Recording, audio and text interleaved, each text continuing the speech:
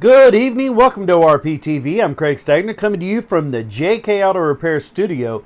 JK Auto Repair is, of course, a full-service car care provider located in Ozark, Missouri, 2301 West Selmore Road. Make sure you go over and let John King and Zach Jones take good care of you like they take care of us.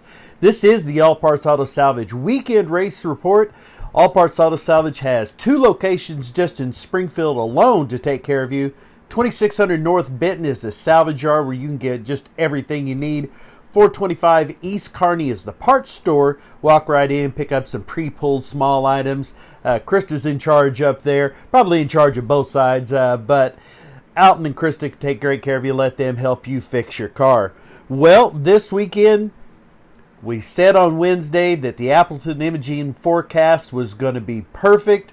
It looked beautiful. And in typical fashion of the Ozarks in the spring, it turned awful. We'll go with that word. Turned bad quickly. So just rainouts galore. One thing that we try to do is we're not the last word, but we go by exactly what the pages are saying so that you don't have to track them down one by one. You can check on our page. You'll see that logo. We had rainouts this weekend at I-35, KC Raceway, Lake Ozark, Lucas, Valley Speedway, Batesville, Humboldt, Lakeside. Hillbilly Speedway season opener was rained out. Twister Alley's season opener was rained out. You had some events moved to today. So we asterisked those and commented on the ones. Now sometimes, again, this isn't the final word. Some of these tracks, they'll do some things later on at the last minute. But we try to be a general guide for that. Again, I want to thank all of our sponsors real quick. JK Auto Repair, All Parts Auto Salvage, Hillbilly Speedway, Hodges Tree Trimming, Fink Binders Storage and Moving, Sigs and Swigs, Rochelle Summers Toys for Tots, Home Sweet Home Realty and Associates, Appleton Imaging, and DTA Bear Paws and Gloves. All great sponsors. Well, there was some racing, though. To the west of us, they seem to have a little bit better weather.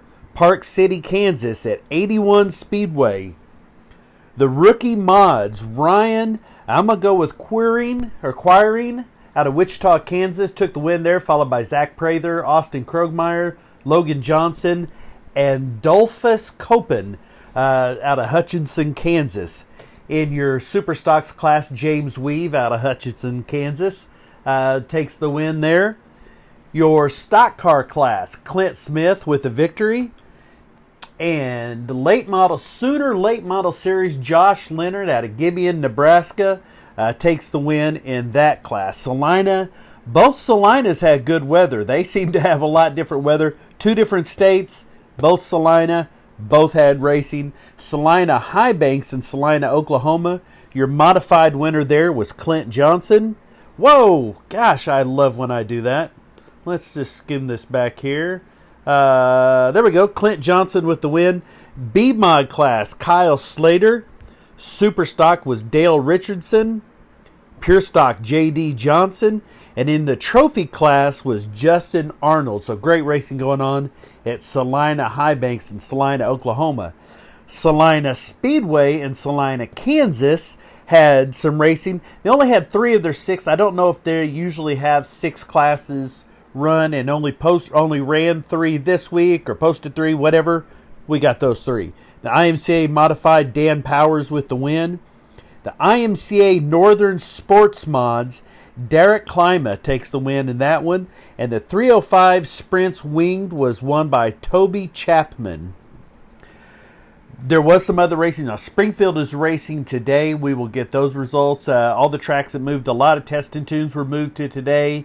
I know that Mocan has bracket racing going on. Springfield Raceway again has racing going on. So those late races, we will get you caught up on with the results as soon as they are available. Now, AMA Supercross was in Atlanta. Not the first time they've been at Atlanta, but the first time they've been at Atlanta Motor Speedway. A little bit different thing there for them to be racing at that track. More of a spread out track because it's on the infield just like when they run at Daytona. So this wasn't a squared off sort of or rectangular football field. This was in the infield of the Speedway. So a lot longer track. And a long track always Not my favorite guy, but it definitely favors this guy, Eli Tomac. So much better at the outdoor races at the motocross, which is a two-moto format if you're not familiar with the motocross, as opposed to a main event in supercross. Eli Tomac, when he gets to second place, you don't want to be first place no matter how far out ahead of you he is, because he just makes up ground like a tiger. He comes on past. The track was a muddy mess, but Eli Tomac takes the win. He is the defending champion from last year, and he is still, I believe, in second place in points right now. But Eli Tomac takes the win, followed by Chase Sexton, a great comeback from the rookie who was hurt this year. Cooper Webb, your points leader, finishes third. Ken Roczen had a bad day, finished ninth down here, so it's still Webb, Roczen, and Tomac in your top three. Now, the 250 class had a first-time winner. This young man looked really fast, and his smile was worth everything. It was great seeing him. His name is Nate Thrasher. His first 250 win comes in the main at Atlanta Motor Speedway. This is a big win. He was really excited. His girlfriend or wife, he looked so young, I assumed it was his girlfriend, but it may have been his wife, was down there kissing him afterwards, crying. Big moment. Really, really cool to see that. So Nate Thrasher takes the win. Justin Cooper, your points leader, is second, and Cameron McAdoo is third. They will be back in action on Tuesday night, so that'll be before our next show on Wednesday. Tuesday night, back at Atlanta Motor Speedway. This will be, if you have the Peacock app, you can watch it all day long during the heats and the qualifying. Really cool. I like that a lot for $5 a month. If you don't have that, it'll be on tape delay because the race starts at 6 o'clock our time on the app, 9 o'clock on NBC Sports Network. So if you do forget about it, when you get home, get settled in, 9 o'clock, Atlanta, it'll be on tape delay, so you'll be able to watch it there. That's, again, a Tuesday night race. Excuse me. This pollen count's about 8 million, and it's got my sinuses draining here, and I keep trying to clear my throat.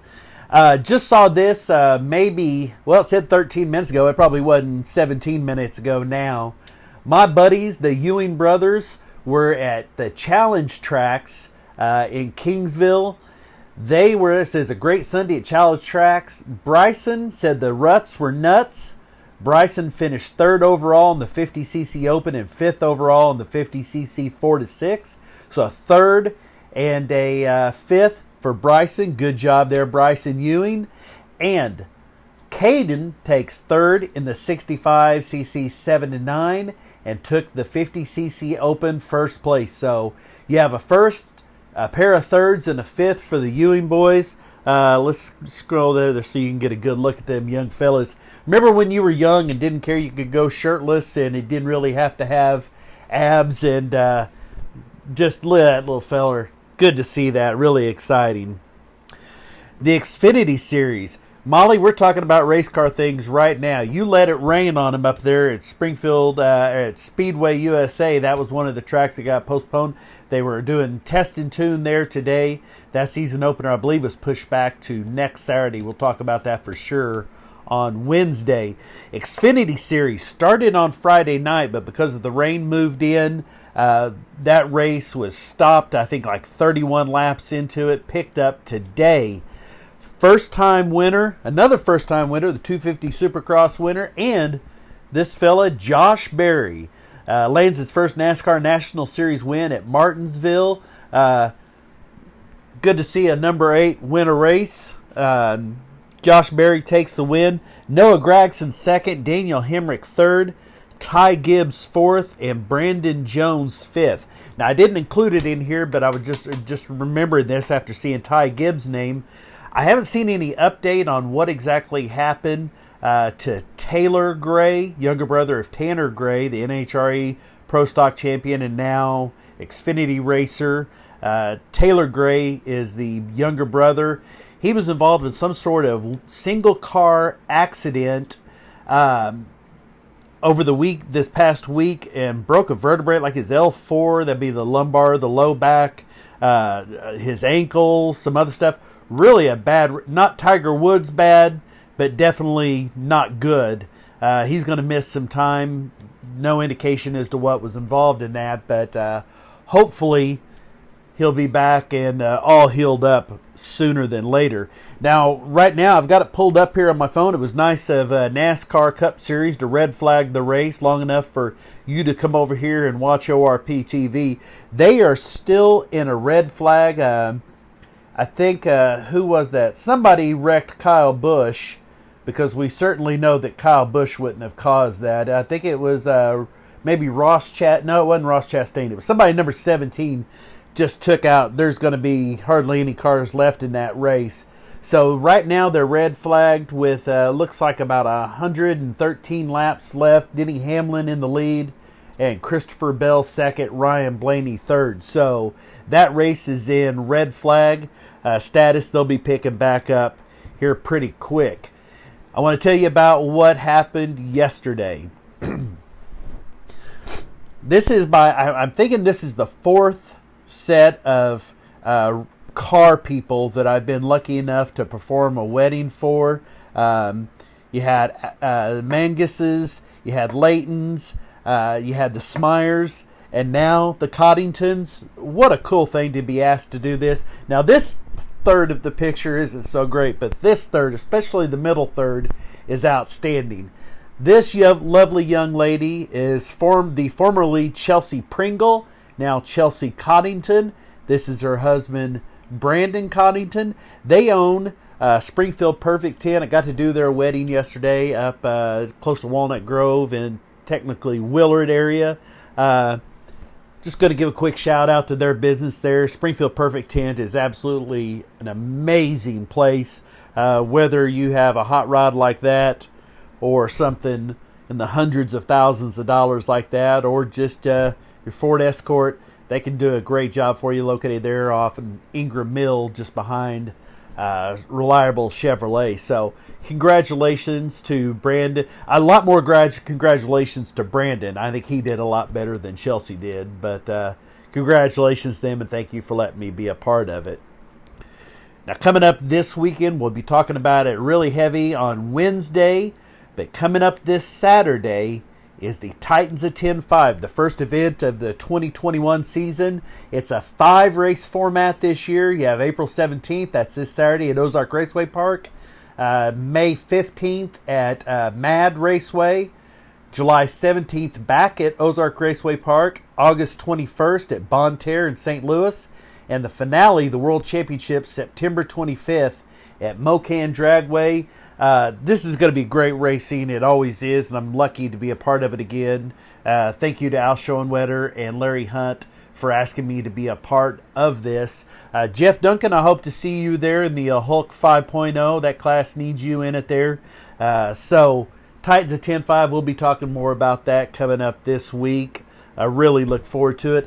Now, this is a look at the shirts. I'm sure this was done by Marty Denny. This looks like Marty Denny's artwork. Great look. This is Hachinsky's car. I'm drawing a blank on that one, and I've seen that car, and I can't. Please forgive me for getting these two, but I know that's Hachinsky's. These are 3 vehicles you will absolutely see at the Titans of 10-5. Those are some good-looking shirts, so you want to make sure you pick one of those up. I want to thank you for joining us here on ORP TV on this Sunday night. I hoped we'd have a lot more results. I think next weekend, I got our fingers crossed, 50% chance of rain right now on Friday, 30% chance on Saturday, so it's not a given that it's going to be much better than this weekend, but hopefully so. I'll let you all get back to watching NASCAR, give you a chance to run grab you a snack or something like that before the racing gets started again. Thank you for joining us. Thank you for watching ORP TV and sharing our results and our page and the rainouts and the information.